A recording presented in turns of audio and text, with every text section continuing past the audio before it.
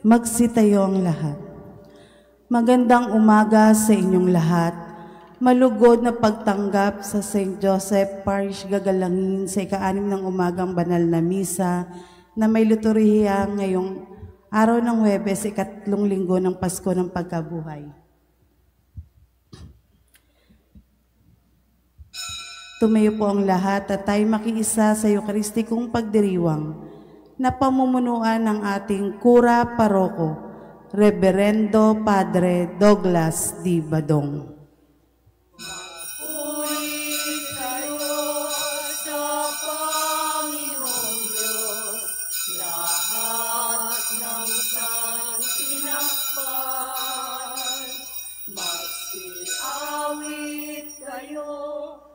Siya'y pagdangal magpakailanman.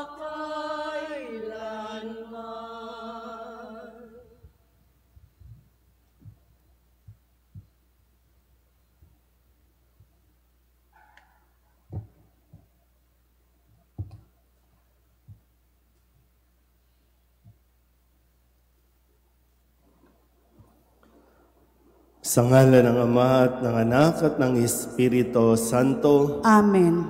Ang pagpapala ng ating Panginoong Hesus Kristo, ang pag-ibig ng Diyos Ama, at ang makikipagkaisa ng Espiritu Santo naway sumainyong lahat. At sumaiyo rin. Mga kapatid, aminin natin ang ating mga kasalanan upang tayo'y maging marapat gumanap sa banal na pagdiriwang. Inaamin ko sa makapangyarihang Diyos at sa inyo mga kapatid na lubha akong nagkasala sa isip, sa salita at sa gawa at sa aking pagkukulang.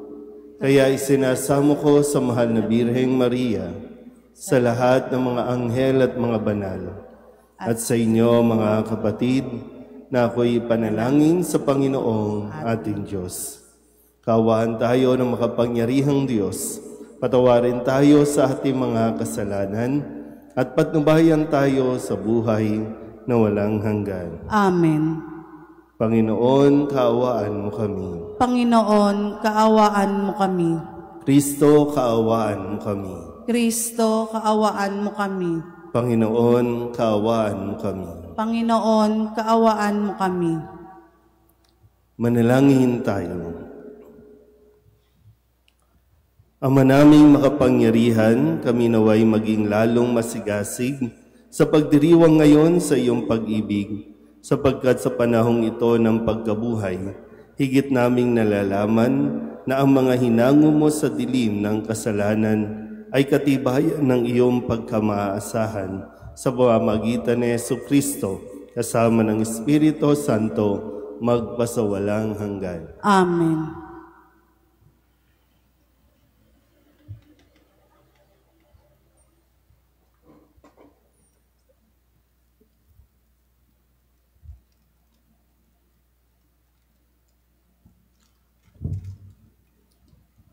Pagbasa mula sa mga gawa ng mga apostol. Noong mga araw na iyon, si Felipe ay inutusan ng isang anghel ng Panginoon. Pumunta ka agad sa timog, sa daang patungong Gaza mula sa Jerusalem. Ito'y ilang, kaya't naparoon si Felipe. Sa darating naman ang isang Etiopeng eunuko. Siya ang tagapamahala sa lahat ng kayamanan ng Kandase o reyna ng Ethiopia. Nagpunta siya sa Jerusalem at sumamba sa Diyos. Siya ay pauwi na noon, nakasakay sa kanyang karwahe at nagbabasa ng aklat ni Propeta Isaías. Sabayan mo ang sasakyang iyon, sabi ng Espiritu kay Felipe. Patakbong lumapit si Felipe at narinig niyang binabasa ng eunuko ang aklat ni Propeta Isaías. Kaya't tinanong niya ang eunuko, nauunawaan po ba ninyo ang inyong binabasa? Paano kong mauunawaan ito kung walang magpapaliwanag sa akin? Sagot nito. At si Felipe inanyahan niyang sumakay sa karuwahe at umupo sa tabi niya. Ito ang bahagi ng kasulutang binabasa niya.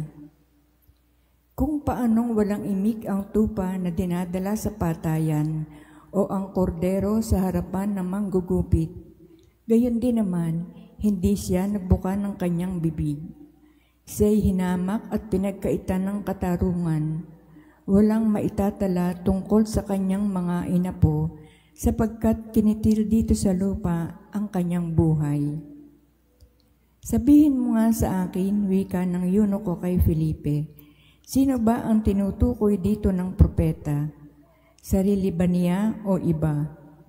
Buhat sa kasulatang ito'y isanalaysay ni Felipe ang mabuting balita tungkol kay Jesus. Nagpatuloy sila sa paglalakbay at dumating sa isang lugar na may tubig. May tubig dito, sabi ng eunuko. Ako ba'y hindi pa maaaring binyagan? Sinabi sa kanya ni Felipe, maaari kung sumasampalataya ka ng buong puso. Sumagot siya, sumasampalataya ako na si Jesucristo ang anak ng Diyos. Pinatigil ng eunuko ang karwahe. Lumusong silang dalawa sa tubig at bininyagan siya ni Felipe. Pagkaahon nila sa tubig, si Felipe kinuha ng Espiritu ng Panginoon. Hindi na siya nakita ng eunuko na nagpatuloy naman sa kanyang paglalakbay na tuwang-tuwa. Namalaya na lamang ni Felipe na siya'y nasa Azoto. Mula roon, ipinangaral niya ang mabuting balita tungkol kay Jesus sa lahat ng bayang dinaraanan niya hanggang makarating sa Cesarea. Ang salita ng Diyos. Salamat sa Diyos. Sangkalupaang nilalang, galak sa puoy isigaw. Sangkalupaang nilalang, galak sa puoy isigaw. Ang lahat ng bansa'y magpuri sa Diyos, inyong iparinig, papuring malugod. Iningatan niya tayong pawang buhay, di tayo bumagsak, di niya binayaan. Sangkalupaang nilalang, galak sa puoy isigaw. Lapit at makinig ang nagpaparangal sa Diyos at sa inyo'y aking isasaysay, ang kanyang ginawang mga kabutihan.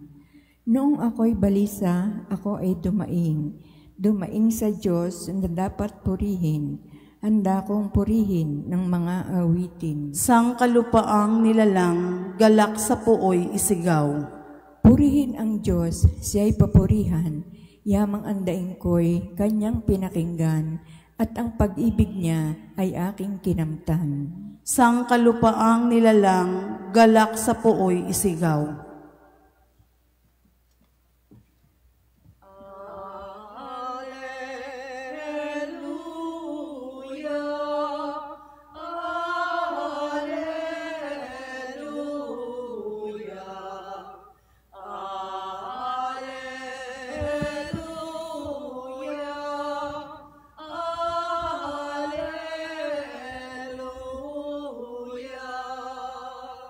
Pagkaing dulot ay buhay, si Jesus na puong mahal. Buhay natin siya kailanman.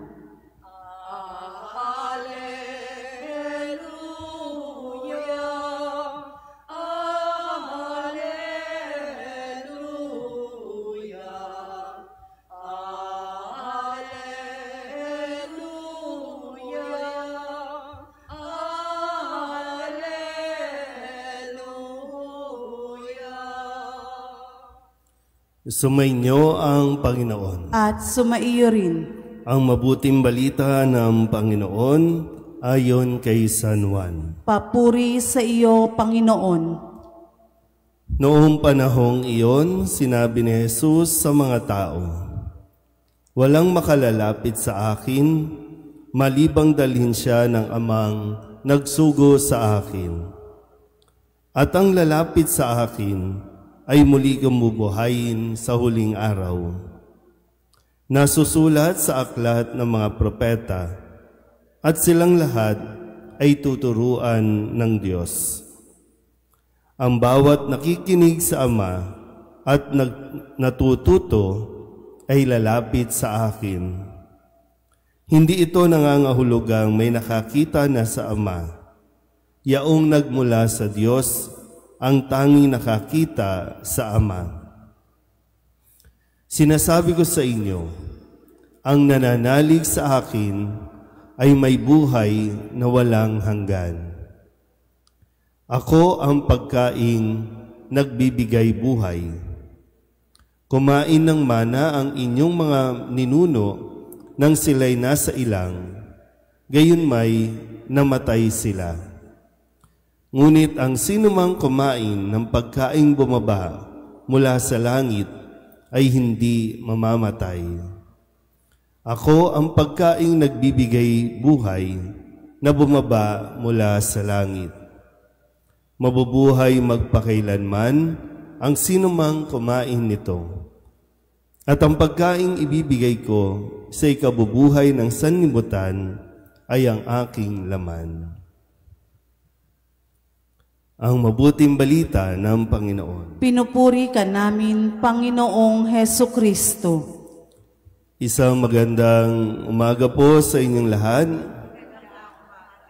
Ngayon po ay Huwebes, ikatlong linggo ng Pasko ng Pagkabuhay at tayo po'y patuloy na nakikisa sa pagdalangin para sa mga kardinal na nagiging kabahagi ng ginagawang pagpili o eleksyon ng susunod na Santo Papa, susunod na magiging leader ng ating pong simbahan. At kahapon sa mga balita na tunghayan natin ang pagsisimula nito sa pamamagitan ng banal na misa. Para nang sa ganon, sila ay magabayan at talagang hayaan ng Espiritu Santo ang siyang manguna at gumabay sa mga kardinal. At kung sino man ang lumabas o sino mang pangalan, nawa ay talagang kailangan natin ipagdasal. I'm sure marami po sa inyo, meron kayong mga gusto na maging Santo Papa, pero yung bigat ng kanyang dadalhin, ng responsibilidad, ng kanyang misyon, ay hindi po ito parang karangalan o yung prestige na tinatawag. So, sana po, hayaan natin ang Espiritu Santo na siyang magdesisyon at tumulong na magbigay sa atin ng atin pong leader. Sa umagang ito, sa pagpapatuloy po ng pagpapahayag ng Ebanghelyo ni San Juan patungkol sa tinapay ng buhay. So inihiling sa atin na nawa ay atin ding lubusang makita sa Jesus sa banal na misa, na ang ating tinatanggap ay walang iba kundi si Kristo. Naalala ko lang po, kapag meron tayo mga event, halimbawa, mga sitwasyon, yung misa, kadalasan ay hindi natin nabibigyan ng diin. Tandaan po natin na ang misa ay para sa mga buhay. Kapag meron kasing namamatay, ang gusto ng mga namatayan, pamisahan. So wala naman pong problema kung pamimisahan. Pwede natin banggitin, pwede natin isama yung pangalan ng namatay. Minsan nga lang, talagang kailangan ng puspusang pagpapaliwanag kung paanong sa unang pagbasa, itong yunokong ito, basa lang siya ng basa pero hindi niya naintindihan hanggang sa dalhin ng Espiritu Santo sa Felipe at ituro sa kanya, ipaliwanag yung kanyang binabasa. At nang maunawaan nito, nagpabinyag siya kay Felipe at nanalig o sumampalataya na kay Jesus. So sa atin, pilit natin pinapaunawa kasi marami magre-request ng misa. Magkaiba rin kasi yung pamisa sa magre-request ka ng misa. Kung magre-request ka ng misa, dapat ikaw ang dadalo sa misa. Kung magre-request ka ng pamisa, ipagdarasal mo yung kaluluwa o yung isang tao. Alam, pag magre-request ng misa, hindi naman magsisipagsimba yung mga lalong-lalo na yung kaanak. Sa sitwasyon natin sa Pilipinas, kapag may mga burol, yung iba, busy-busy sa mga sugalan, busy-busy sa kung ano-ano, may misa na, pero hindi pinapansin ang misa. So, sabi rin ni Kristo, ang kumakain ng kanyang pagkaing ibinibigay ay hindi na mamamatay kahit kailan. Ang tinapay na kanyang binibigay ay tinapay ng buhay. Sino ang makakakain? Yung buhay. Yung patay, hindi na yan makakakain. Hindi makakabuka ang bibig. Hindi niya na maiaabot ang kanyang kamay para tanggapin ang katawan ni Kristo. So yung buhay, habang buhay pa tayo, tanggapin natin si Kristo. Kasi aanin mo kung patay ka na, wala ka nang magagawa. Hindi mo na matatanggap yan. Pwede ka namin ipagdasal, pwede natin ipagdasal, pero yung kahalagahan na habang buhay ka pa, tanggapin mo si Kristo sa anyo ng tinapay na ibinibigay sa atin sa misa. Naintindihan po ba?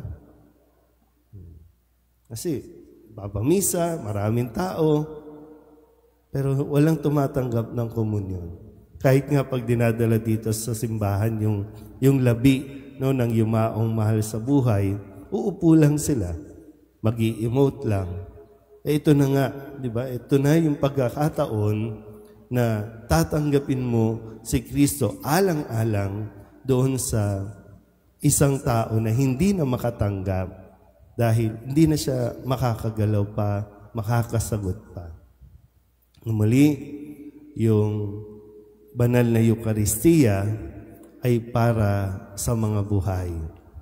Kung habang nabubuhay, hindi mo siya tatanggapin, paano pa sa kabilang buhay? So, paalala ni Jesus, siya ay, sabi niya dito, ang nananalig sa akin ay may buhay na walang hanggan. So, muli, habang buhay tayo, sikapin natin na makita si Jesus sa banal na Eucharistia. Amen?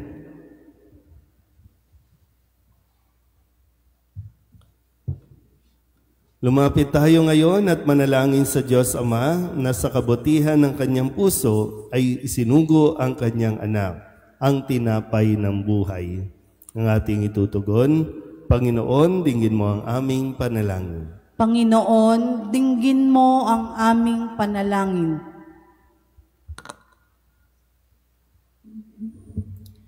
Ang bayan ng Diyos na pinalalakas na Eucharistia, naway magkaisang mamuhay sa pananampalataya at pag-ibig. Manalangin tayo sa Panginoon. Panginoon, dinggin mo ang aming panalangin. Sa pagtanggap natin ng Eucharistia ng may pagpapahalaga, naway mapalalim natin ang pag-ibig sa isa't isa, manalangin tayo sa Panginoon. Panginoon, dinggin mo ang aming panalangin. Tayo naway hindi magkulang sa pagbabahagi ng mga biyaya sa mga nangangailangan at sa gayon ay makatulad tayo ni Kristo na nag-alay ng sarili.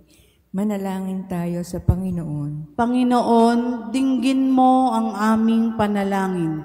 Ang mga may karamdaman sa katawan at pag-iisip, naway palakasin ang kanilang pagtanggap sa katawan at dugo ni Kristo sa Eucharistia. Manalangin tayo sa Panginoon. Panginoon, dinggin mo ang aming panalangin. Ang mga yumao, naway makabahagi sa ipinangakong piging sa langit ng Panginoon. Manalangin tayo sa Panginoon. Panginoon, dinggin mo ang aming panalangin. Idulog din natin sa Panginoon ang ating mga personal na kahilingan at mga panalangin para sa ating mga pamilya, kasama din ang mga kahilingan ng mga nanonood sa online. Lahat ng mga misang pasasalamat, espesyal na intensyon, agarang paggaling ng mga may sakit, ang lahat ng mga kaluluwa na inihiling na ipagdasal sa misang ito.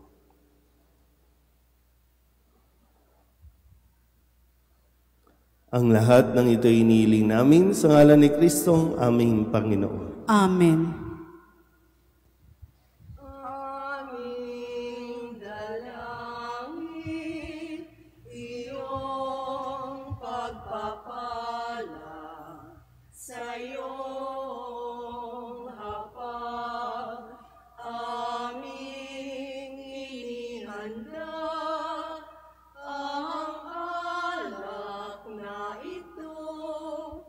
Na nagbibigay lakas, aming iaalay sa iyong mga kamay. Pinupuri ka namin, aming Ama, ng dalisay mong pag-ibig ay aming madama. Pinupuri ka namin, aming Ama, naway pagpalain sa biyayang dala. Manalangin kayo mga kapatid upang paghahain natin ang kalugdan ng Diyos Amang makapangyarihan. Tanggapin nawa ng Panginoon itong paghahain sa iyong mga kamay, sa kapurihan niya at karangalan sa ating kapakinabangan at sa buong sambayanang niyang banal. Ama naming lumikha, sa paghahain ng banal na pagpapalitan ng iyong mga kaloob at ng aming alay, kami pinagsasalo mo sa iyong buhay na namumukod tangi at walang kapantay.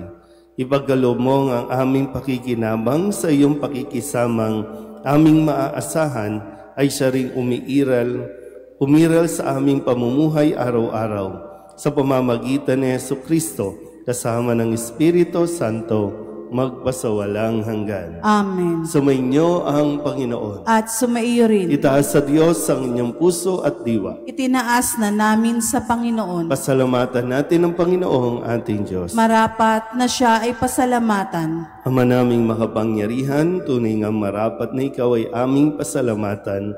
Ngayong ipinagdiriwang ang paghahain ng Mesiyas, ang maamong tupa na tumubos sa aming lahat. Naghahaing walang humpay, ang anak mong minamahal upang magkasalo-salo ang tanan sa piging ng iyong buhay na hindi na mamamatay, ang inihain sa krus. Ang sa krus ipinakoy, buhay lagi bilang handog. Kaya kaysa ng mga anghel na nagsisiawit ng papuri sa iyo, na walang humpay sa kalangitan, kami nagbubuni sa iyong kadakilaan.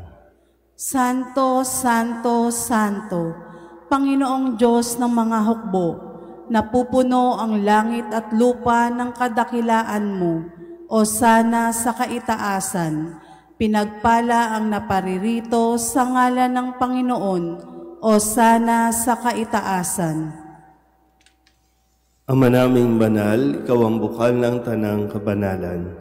Kaya't sa pamamagitan ng iyong Espiritu, gawin mong banal ang kaloob na ito, upang para sa aming maging katawan at dugo ng aming Panginoong Jesucristo. Bago niya pinagtiis ang kusang loob na maging handog, hinawakan niya ang tinapay, pinasalamatan kaniya, pinaghati-hati niya iyon, iniabot sa kanyang mga alagad at sinabi, "Tanggapin ninyong lahat ito at kanin, ito ang aking katawan na ihahandog para sa inyo."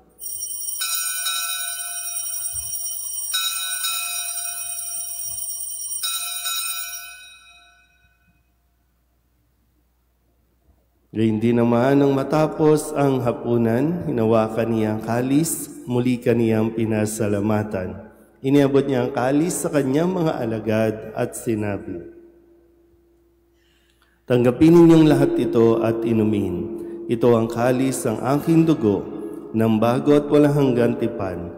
Ang aking dugo na ibubuhos para sa inyo at para sa lahat, sa ikapagpapatawad ng mga kasalanan. Gawin ninyo ito sa pag-alaala sa akin."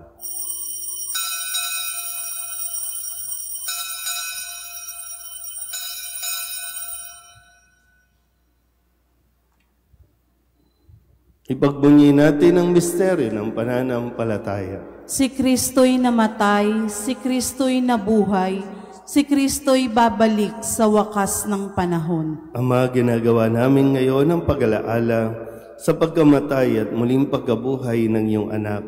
Kaya tiniaalay namin sa iyo ang tinapay na nagbibigay buhay at ang kalis na nagkakaloob ng kaligtasan. Kami nagpapasalamat dahil kami iyong minarapat na tumayo sa harap mo para maglingkod sa iyo. Isinasamo namin kami magsasalo-salo sa katawan at dugo ni Kristo ay mabuklod sa pagkakaisa sa pamamagitan ng Espiritu Santo. Ama, lingapin mo ang iyong simbahang laganap sa buong daigdig. Puspusin mo kami sa pag-ibig kaysa ni Jose na aming obispo at ng tanang kaparian. Alalahanin mo si Francisco na tinawag mo mula sa daigdig na ito. Nung siya'y binyagan, siya'y nakaisa ni Kristo sa pagkamatay. Ngayong siya'y pumanaw, naway makaisa siya ni Kristo sa pagkabuhay. Alalahanin mo rin ang mga kapatid naming nahimlay na may pag-asang sila'y muling mabubuhay, gayon din ang lahat ng mga pumanaw. Kawaan mo sila at patuloyin sa iyong kaliwanagan. Kawaan mo at pagindapating kaming lahat na makasalo sa iyong buhay na walang wakas. Kaysa ng mahal na Birheng Maria na ina ng Diyos, ng kabiyak ng puso niyang si San Jose, kaysa ng mga apostol at ng lahat ng mga banal na namuhay dito sa daigdig ng kalugod-lugod sa iyo, may pagdiwang nawa namin ng pagpupuri sa ikararangal mo sa pamamagitan ng iyong anak na aming Panginoong Heso Kristo. Sa pamamagitan ni Kristo, kasama niya at sa Kanya, ang lahat ng parangal at papuri ay sa iyo, Diyos amang makapangyarihan, kasama ng Espiritu Santo, magpasawalang hanggan. Amen, amen,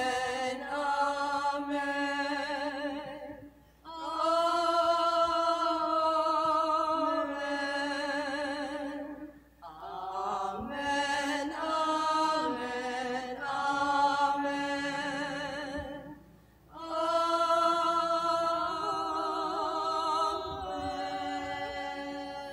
Sa tagubilin ng mga nakagagaling na utos at turo ni Jesus sa Panginoon natin na Diyos, ipahayag natin ang lakas loob. Ama namin, Sumasalangit ka, sambahin ang ngalan mo. Mapasa amin ang kaharian mo, sundin ang loob mo dito sa lupa para nang sa langit. Bigyan mo kami ngayon ng aming kakanin sa araw-araw at patawarin mo kami sa aming mga sala para ng pagpapatawad namin sa nagkakasala sa amin. At huwag mo kaming ipahintulot sa tukso at iadya mo kami sa lahat ng masama. hinihiling namin kami iadya sa lahat ng masama, pagkalooban ng kapayapaan araw-araw, iligtas sa kasalanan at ilayo sa lahat ng kapahamakan, samantalang aming pinananabikan ang dakilang araw ng pagpapahayag ng tagapagligtas naming si Heso Kristo. Sapagkat iyo ang kaharian at ang kapangyarihan at ang kapurihan magpakailanman. Amen. Panginoong Heso Kristo, sinabi mo sa iyong mga apostol, kapayapaan ang iniiwan ko sa inyo, ang aking kapayapaan ang binibigay ko sa inyo. Tunghayan mo ang aming pananampalataya at huwag ang aming mga pagkakasala. Pagkalooban mo kami ng kapayapaan at pagkakaisa ayon sa iyong kalooban, kasama ng Espiritu Santo, magpasawalang hanggan. Amen. Ang kapayapaan ng Panginoon ay laging sumainyo. At sumaiyo rin. Magbigayan po tayo ng kapayapaan sa isa't isa. Kordero ng Diyos na nag-aalis ng mga kasalanan ng sanlibutan, maawa ka sa amin. Kordero ng Diyos na nag-aalis ng mga kasalanan ng sanlibutan, maawa ka sa amin. Kordero ng Diyos na nag-aalis ng mga kasalanan ng sanlibutan, ipagkaloob mo sa amin ang kapayapaan. Ito ang kordero ng Diyos. Ito ang nag-aalis ng kasalanan ng sanlibutan. Mapalad ang mga inaaniyahan sa kanyang piging. Panginoon, hindi ako karapat-dapat na magpatuloy sa iyo, ngunit sa isang salita mo lamang ay gagaling na ako.